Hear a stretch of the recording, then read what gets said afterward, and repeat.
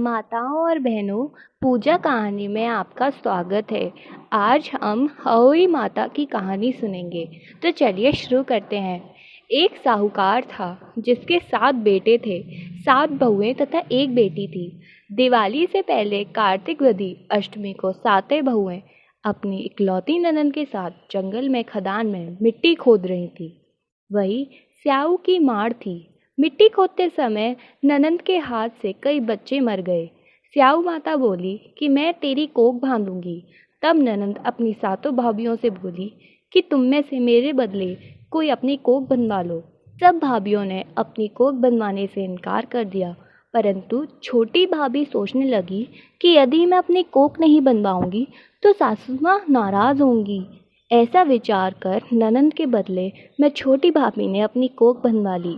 इसके बाद जब उसके जो लड़का होता वो 7 दिन बाद मर जाता। एक दिन अपने पंडित को बुलाकर उसने पूछा, मेरी संतान 7वें दिन क्यों मर जाती है?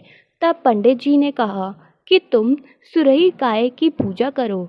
सुरई गाय स्याऊ माता की भाईली है, वह तेरी खोख छोड़े तब तेरा बच्चा जिएगा। इसके बाद से वह बहू प्रातःकाल उठकर चुपचाप सुरई गाय की नीचे सफाई आदि कर देती। गौ माता बोली कि आजकल कौन मेरी सेवा कर रहा है, सो आज देखूंगी। गौ माता खूब तड़के उठी।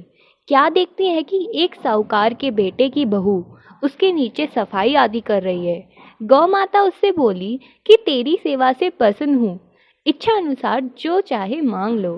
तब साहूकार की बहू बोली कि स्याऊ माता तुम्हारी भाईली है और उसने मेरी कोख बांध रखी है, सो मेरी कोख खुलवा दो। गौ माता ने कहा, अच्छा। अब तो गौ माता समुद्र पार अपनी भाईली के पास उसको लेकर चली। रास्ते में कड़ी धूप थी, सो वे दोनों एक पेड़ के नीचे बैठ गए।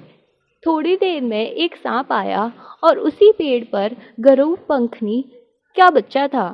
सांप उसको डसने लगा। तब साहूकार की बहू ने सांप मारकर डाल के नीचे दबा दिया और बच्चे को बचा लिया। थोड़ी देर में गरुड़ पंखनी आई और वहां खून पड़ा देखकर साहूकार की बहू को चौंच मारने लगी। तब साहूकारनी बोली कि मैंने तेरे बच्चे को मारा नहीं, बल्कि सांप तेरे बच्चे को डसने को आया था।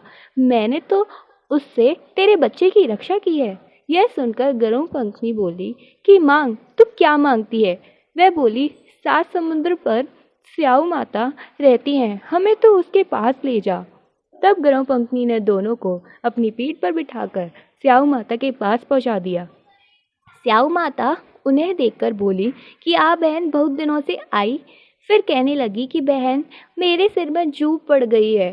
तब सुरई के कहने पर साहूकार की बहू ने सिलाई से उनकी जुएं निकाल दी। इस पर स्याऊ माता प्रसन्न हो बोली कि तूने मेरे सिर में बहुत सिलाई डाली है, इसलिए तेरे 7 बेटे और बहू होगी। वह बोली, मेरे तो एक भी बेटा नहीं, 7 बेटे कहाँ से होंगे? स्याऊ माता बोली, वचन दिया, वचन से फिरूं तो धोबी के कुंड में कंकड़ी हूँ। जब साहूकार की बहू बोली, मेरी कोख तो तुम्हारे पास बंद पड़ी है। यह सुन स्याऊ माता बोली, तूने तो मुझे ठग लिया। मैं तेरी खोख खोलती तो नहीं, परंतु अब खोलनी पड़ेगी। जा, तेरे घर तुझे 7 बेटे और 7 बहुएं मिलेंगी। तू जाकर उजमन करियो, 7 अहोई बनाकर 7 कढ़ाई करियो। वह लौटकर घर आई तो देखा 7 बेटे 7 बहुएं बैठे हैं। वह खुश हो गई। उसने 7 अहोई बनाई, 7 उजमन किए तथा 7 कढ़ाई की। रात्रि के समय जेठानियां आपस में कहने लगी कि जल्दी जल्दी नहाकर पूजा कर लो, कहीं छोटी बच्चों को याद करके रोने लगे। थोड़ी देर में उन्होंने अपने बच्चों से कहा, अपनी चाची के घर जाकर देखाओ कि आज वह अभी तक रोई क्यों नहीं। बच्चों ने जाकर कहा कि चाची तो कुछ मार रही है, खूब उजमन हो रहा है। यह सुनते ही जेठानियां दौड़ी दौड़ी उसके घर आई और जाकर कहने लगी कि तूने कोख कैसे खुलाई? वह बोली, तुमने तो कोख बनवाई नहीं, सो मैंने कोख बनवा ली थी। अब स्याऊ माता ने कृपा करके मेरी कोख खोल दी है। स्याऊ माता ने जिस तरह उस साहूकार की बहू की कोख खोली, उसी प्रकार हमारी भी खोलियो। कहने वाले तथा सुनने वालों की तथा सब परिवार की कोख खोलियो। बोलो साहू माता की जय, बोलो अहोई अष्टमी की जय। अगर आपको ये वीडियो अच्छी लगी हो तो लाइक करिए और सब्सक्राइब करिए और कमेंट में अहोई माता की जय ज़रूर लिखें। धन्यवाद।